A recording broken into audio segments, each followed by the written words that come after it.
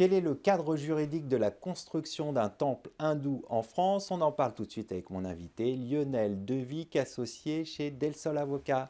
Lionel Devic, bonjour. Bonjour. Le premier temple hindou va être construit en 2026 à Bussy-Saint-Georges. On va voir ensemble que ça va poser un certain nombre de questions juridiques, mais avant de s'intéresser à la construction de ce premier temple hindou, est-il encore possible de construire des lieux de culte en France? Oui, toute personne peut construire un lieu de culte. Vous, moi, n'importe qui en réalité peut construire un lieu de culte. La vraie difficulté, elle arrive quand on s'intéresse à son financement, au financement de l'opération. Sauf à être très fortuné à construire soi-même une église, un temple, un lieu de culte quel qu'il soit et de le mettre à disposition gratuite d'une communauté particulière.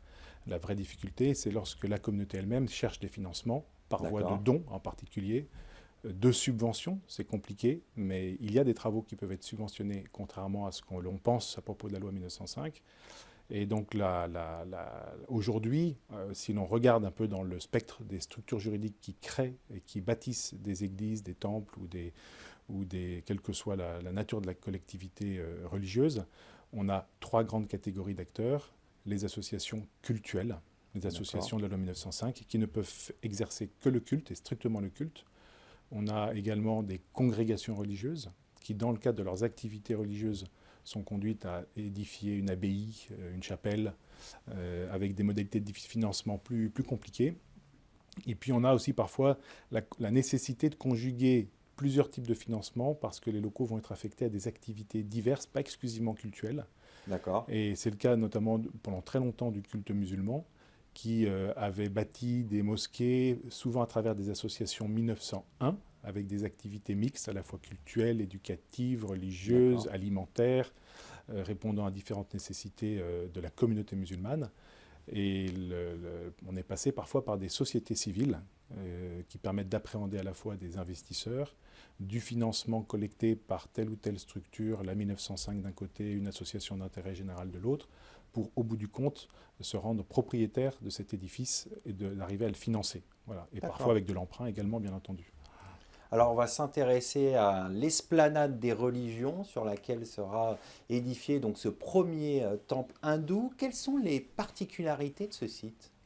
Alors la particularité, c'est que la commune, la communauté de communes a voulu un projet où les religions puissent dialoguer les unes avec les autres. Et donc cette esplanade des religions à Bussy-Saint-Georges, elle présente la caractéristique d'avoir été confiée à un aménageur D'accord. assez classique, qui a prévu l'implantation de plusieurs lieux de culte différents, aussi bien pour les musulmans que pour l'église protestante unie, que pour l'église catholique, que pour les bouddhistes, et un certain nombre de D'accord. cultes, comme ça, il y en a une grosse dizaine, dont effectivement ce premier temple, qui est un long aboutissement d'un travail compliqué parce qu'il faut prendre en compte une réalité, c'est que les communes, les municipalités et les maires ne sont pas toujours très favorables à voir l'arrivée de nouveaux lieux de Bien culte. sûr, ça peut créer des tensions. Ça peut créer des tensions, ça implique des parkings, ça implique une accessibilité, ça implique effectivement des flux de personnes.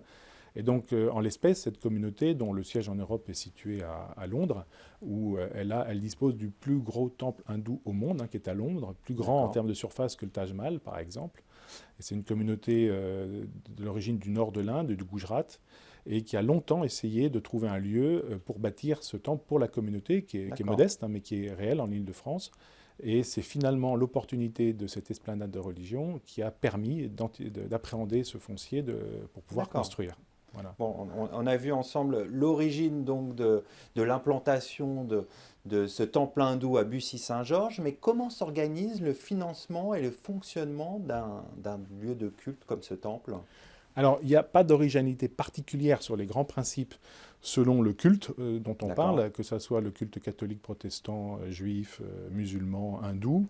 Euh, en la matière, pour pouvoir collecter des dons affectés au financement d'une église, d'un temple, il faut nécessairement utiliser une association cultuelle qui ne peut avoir D'accord. pour objet exclusif que le culte. Donc c'est par voie de don, il n'y a que cette possibilité-là. Des dons ouvrant droit à avantage fiscal, et D'accord. y compris aussi des legs, des donations, donc des libéralités qui sont réalisées devant notaire généralement. Et donc ça, c'est la première forme juridique qu'il est possible d'utiliser. Viennent ensuite des considérations plus concrètes, quand dans un même lieu, on sait que l'on va exercer des activités de nature différente, qui ne seront pas toutes cultuelles.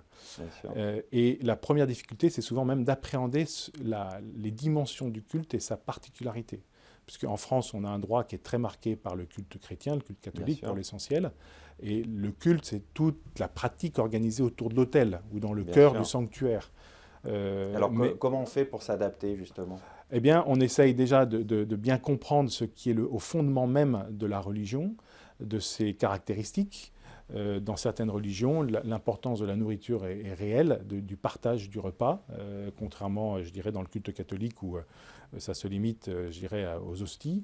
Mais dans le culte hindou, dans les cultes musulmans, l'importance du partage, c'est quasiment assimilé à une dimension religieuse. Et donc, est-ce qu'on peut avoir un raisonnement unique pour tous les cultes? Non, il faut vraiment s'attacher à distinguer ce qui constitue encore une activité cultuelle de ce qui constitue après une activité à dimension religieuse ou confessionnelle, éducative, culturelle, sociale.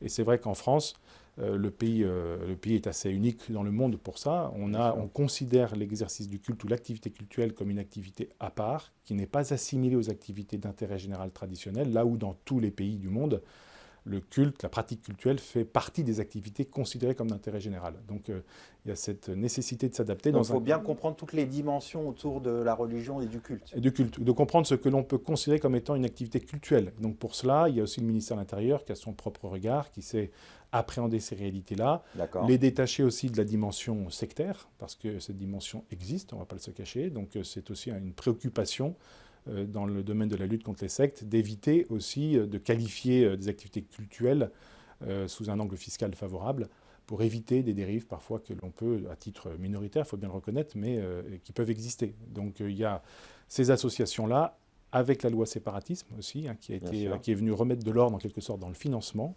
et qui est venue clairement inciter les cultes qui ne l'utilisaient pas à utiliser la loi 1905, parce que ça permet de mieux contrôler aussi les financements, l'origine des financements, les obligations de déclarer les financements étrangers notamment.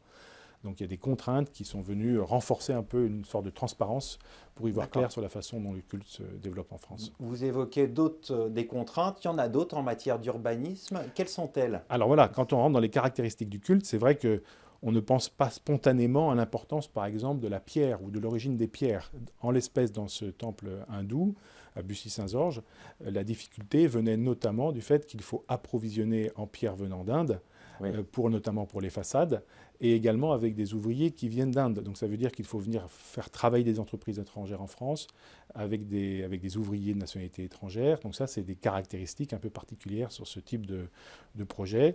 Sur le reste, en termes d'urbanisme, il a fallu aussi expliquer à la préfecture et à l'administration fiscale les caractéristiques du culte, parce que vous avez un traitement différent sur différentes taxes qui sont payées à l'occasion de la construction ou sur des sujets de taxes foncières, pour bien apporter les justificatifs et montrer que l'activité est réellement une activité principalement cultuelle, en dehors de l'affectation des locaux qui pourront à titre accessoire parfois être loués ou mis à disposition d'autres associations d'intérêt général ou éducatives ou autres. On va conclure là-dessus. Merci Lionel Devic. Je rappelle que vous êtes associé au sein du cabinet Del Sol Avocat. Merci.